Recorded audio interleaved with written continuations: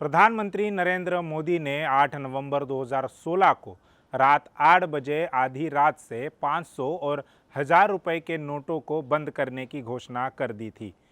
नोटबंदी के 5 साल बाद डिजिटल भुगतान में वृद्धि के बावजूद चलन में नोटों की संख्या में भी लगातार वृद्धि हो रही है। हालांकि ये वृद्धि की रफ्तार धीमी है।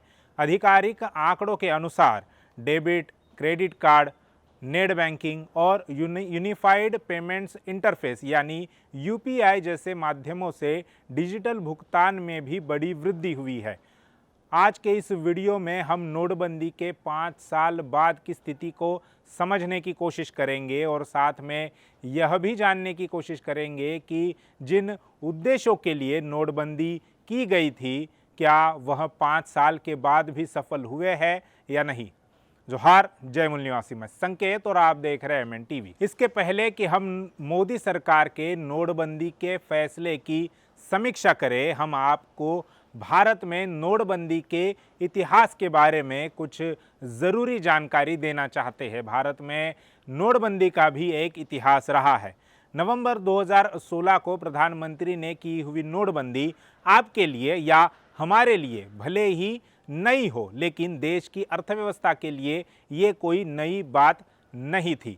साल 2016 के पहली बार 1946 को और दूसरी बार 1978 को देश में नोटबंदी हुई थी। 2016 को हुई नोटबंदी तीसरी बार की हुई नोटबंदी थी। देश की पहली नोटबंदी 12 जनवरी 1946 को हुई थी, जिसके 2 उद्देश्य रखे गए थे। पहला, काला बाजारी को रोकना, जो दूसरे विश्व युद्ध में बहुत बढ़ गया था, और दूसरा उद्देश्य टैक्स की चोरी को रोकना। उस वक्त 100, 500, 1000 और यहाँ तक कि 10,000 के नोटों को भी बंद कर दिया गया था। दूसरी नोटबंदी 16 जनवरी 1978 में मोरारजी देसाई वाली जनता पार्टी की सरकार ने की थी, जिसमें 1000, 5000 और 10,000 के नोटों को बंद कर दिया था। जय दुभाषी ने इंडिया टुडे में लिखे अपने एक आर्टिकल में यह लिखा है कि देसाई ने यह काम राजनीतिक दलों और उसमें भी इंदिरा गांधी की कांग्रेस के सीक्रेट फंड को प्रभाव शून्य करने के लिए किया था। तकनीकी रूप से प्रधानमंत्री नरेंद्र मोदी ने की हुई नोटबंदी आज़ाद भारत की दूसरी नोटबंदी थी। प्रधानमंत्री नरेंद्र मोदी की वो घोषणाएं जिसने सारे देश को हिलाकर रख दिया है, वह उन्होंने रात 8 बजे ही प्रसारित की है। फिर चाहे वो नोटबंदी की घोषणा हो या देशव्यापी लॉकडाउन की। बात करें नोटबंदी की तो 8 नवंबर 2016 की रात 8 बजे प्रधानमंत्री मोदी नेशनल टीवी पर आए और उन्होंने कहा, बहनों और भाइयों, देश को भ्रष्टाचार और काले धन रूपी दिमक से मुक्त कराने के लिए एक और सख्त कदम उठाना जरूरी हो गया है। आज मध्यरात्रि यानी 8 नवंबर 2016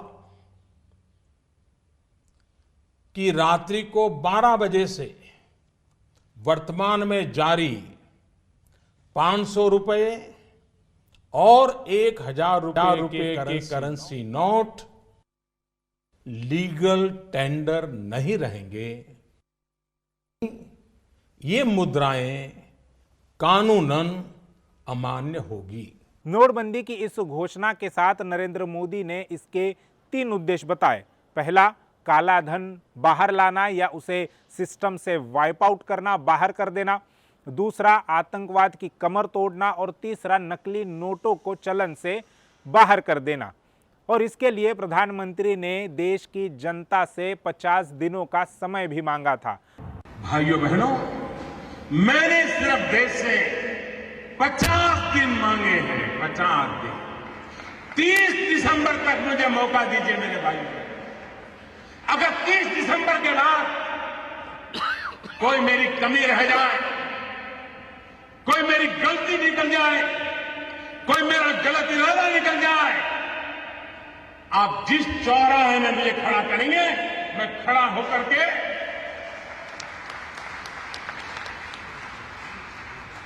देश जो सजा करेगा वो सजा भुगतने के लिए तैयार है।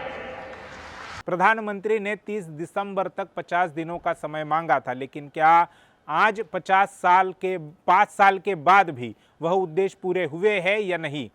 हम एक एक करके उनकी जानकारी लेते हैं। सबसे पहले हम काले धन के बारे में बात करेंगे। नोटबंदी के बाद मीडिया ने इस बात को लोगों के दिमाग में डालने की कोशिश की कि काला धन यानी कैश, नकदी, जबकि ऐसा नहीं है। दरअसल काला धन कैश में कम और अन्य प्रॉपर्टीज में ज़्यादा है, जैसे सोना, चांदी, ज़मीनें आदि में बहुत ज़्यादा है। अगर कैश में काला धन है भी तो वह केवल 1% है। क्या उस 1% काले धन को समाप्त करने के लिए नरेंद्र मोदी की सरकार ने नोटबंदी की थी? 2014 के लोकसभा के चुनावी अपने प्रचार में मोदी ने देश की जनता से विदेशों से काला धन वापस लाने और हर एक के खाते में 15 लाख रुपए डालने का वादा किया था, मगर काला धन कहाँ है, इसके बारे में सरकार के पास कोई आधिकारिक जानकारी नहीं थी। इसलिए मोदी सरकार का 15 लाख रुपए देने वाला वादा एक जुमला साबित हो चुका था।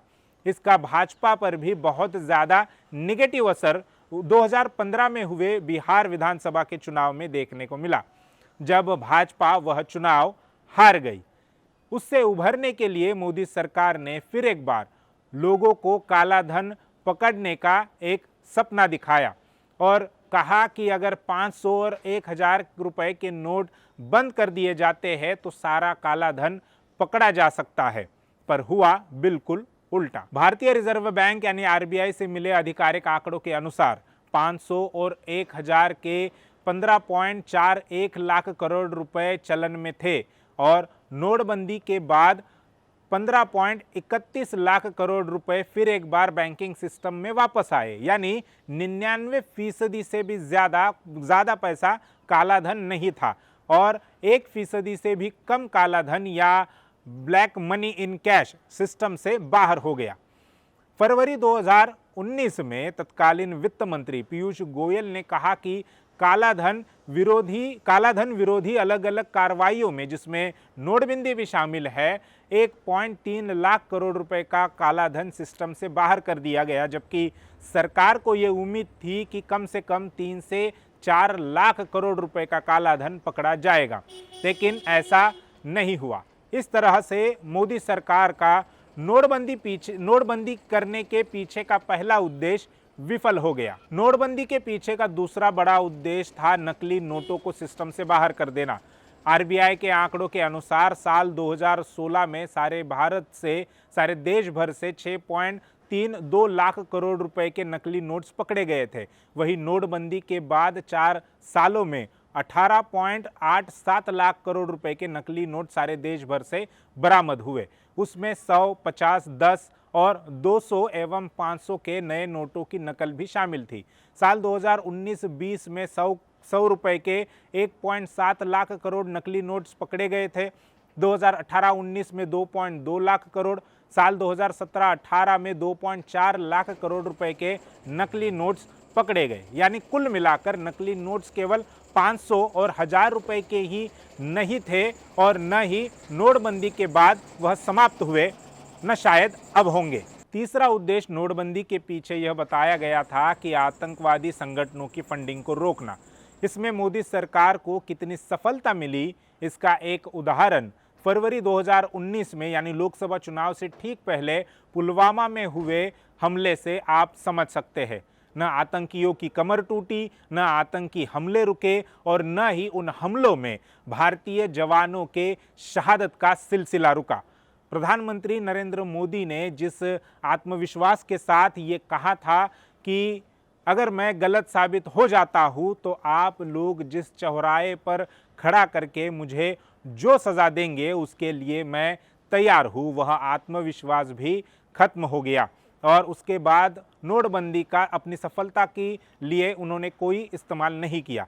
प्रधानमंत्री मोदी को चाहिए कि अब नोटबंदी को 5 साल होने के बाद तो किसी चौराहे पर आए, जनता आपकी राह देख रही है, पर वे नहीं आ रहे। सरकार को तुरंत समझ में आया कि जिन 3 उद्देश्यों की बात उन्होंने कही थी वह तो हासिल नहीं हो सकते। तब उन्होंने अपना उद्देश्य ही बदल दिया और कहा कि हमें कैशलेस भारत बनाना है। मोदी सरकार ने कहा कि व्यवहार में नकदी यानी कैश का ज़्यादा उपयोग का मतलब होता है भ्रष्टाचार को न्योता देना। कम नकदी के व्यवहार से कम भ्रष्टाचार भी होगा, मगर वह उद्देश्य भी नरेंद्र मोदी की सरकार पूरा नहीं कर पाई। आरबीआई के आंकड़ों के अनुसार नोटबंदी से पहले देश में 16.4 लाख करोड़ रुपयों की नकदी यानी कैश थी। वहीं मार्च 2020 तक वह 24.2 लाख करोड़ रुपए की नकदी व्यवहार में आ गई थी। मोदी सरकार का ये कहना कि कम नकदी कम भ्रष्टाचार, यह भी आंकड़ों के आधार पर सही साबित नहीं होता है। जापान जैसे देश का 18% कैश टू जीडीपी रेशो है, फिर भी वहाँ भ्रष्टाचार कम है। और नाइजीरिया जैसा देश जहां 1.4% कैश टू जीडीपी रेशो है, वहां पर ज़्यादा भ्रष्टाचार है। बात भारत की करें तो भारत का कैश टू जीडीपी रेशो नोटबंदी की वजह से 12% तक कम हो गया था, जो अब बढ़कर 14% से भी ज़्यादा हो गया है। यह बात सही है कि लोगों के डिजिटल पेमेंट्स करने की दर भी अब बढ़ गई है, लोग उसे प्रेफर कर रहे हैं, लेकिन इसका मतलब यह बिल्कुल भी नहीं है कि भारत की अर्थव्यवस्था कैशलेस व्यवहार की ओर जा रही है, बल्कि लोग आज भी कैश के व्यवहार को ही पसंद करते हैं। यह तो बात हो गई कि मोदी सरकार ने नोटबंदी के पीछे गए उद्देश्य सफल हुए या नहीं उसके बारे में, लेकिन नोटबंदी का अर्थव्यवस्था और लोगों के जीवन पर क्या असर पड़ा उसे भी जानना और समझना आज की तारीख में उतना ही ज़रूरी है।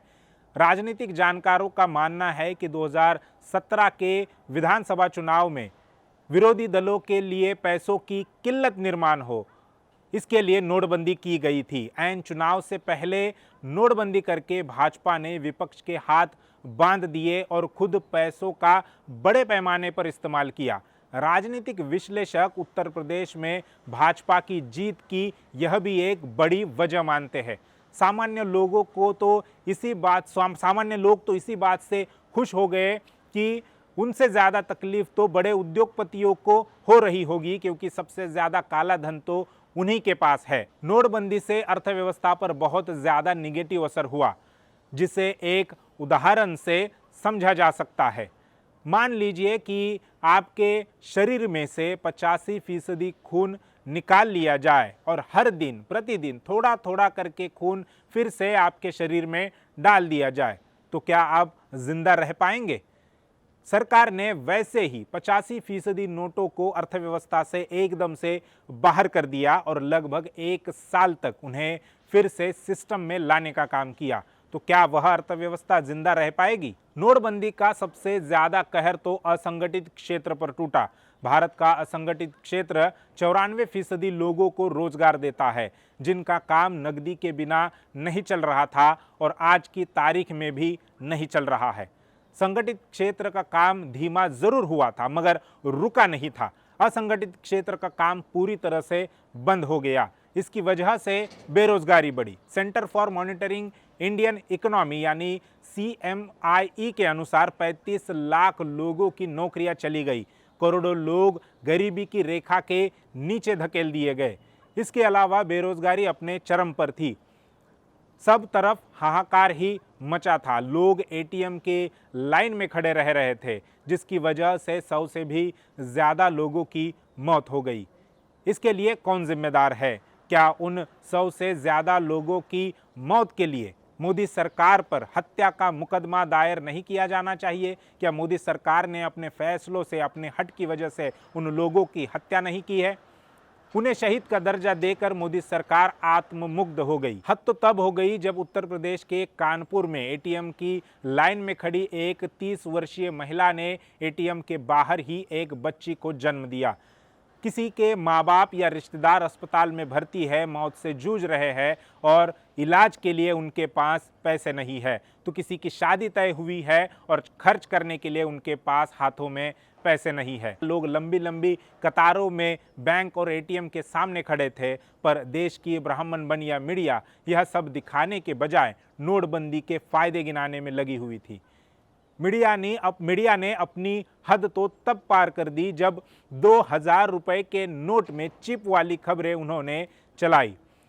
जिन 100 से ज़्यादा लोगों की हत्याएं हुई, उनकी हत्याओं में मोदी सरकार के साथ में मीडिया भी बराबरी की हिस्सेदार है। एडिटर्स गिल्ड ऑफ इंडिया से लेकर प्रेस काउंसिल ऑफ इंडिया द्वारा फर्जी खबरें चलाने के विरोध में उन चैनलों पर किसी प्रकार की कोई कार्रवाई नहीं हुई और उनका आत्मविश्वास, उनका मनोबल बढ़कर वही चैनल आज भी फर्जी खबरें चलाने का काम लगातार कर रहे हैं।